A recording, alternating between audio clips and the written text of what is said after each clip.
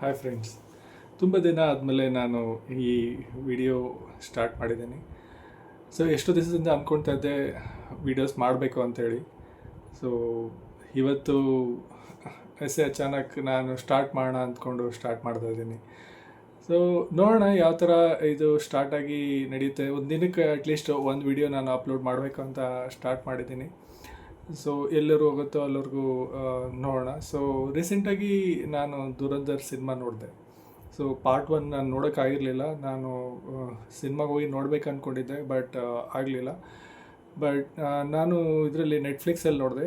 ತುಂಬಾ ಇಷ್ಟ ಆಯಿತು ನನಗೆ. ಸೊ ಈ ಯಾವುದ್ಯಾವುದು ಈ ಥರ ನಾವು ಅಂದ್ಕೊಳ್ತಾ ಇದ್ವಿ, ನಾವು ಬುಕ್ಸ್ ಎಲ್ಲ ಓದ್ತಾ ಇದ್ವಿ, ಈ ಪಿ ಗುರೂಸ್ ಅವರೆಲ್ಲ ಹೇಳ್ತಾ ಇದ್ರು, ಅದನ್ನು ಆದಿತ್ಯ ಧಾರ್ ಅವರು ತುಂಬಾ ಚೆನ್ನಾಗಿ ಪ್ರೊಡ್ಯೂಸ್ ಮಾಡಿ ಡೈರೆಕ್ಟ್ ಮಾಡಿ. ಸೊ ತುಂಬಾ ಇಷ್ಟ ಆಯಿತು ನನಗೆ. ಇವಾಗ ಧುರಂಧರ್ 2 ನಾನು ನೋಡಬೇಕು ಅಂದ್ಕೊಂಡಿದ್ದೀನಿ, ಬಟ್ ಎಲ್ಲ ಹೌಸ್ಫುಲ್ ಆಗಿದೆ.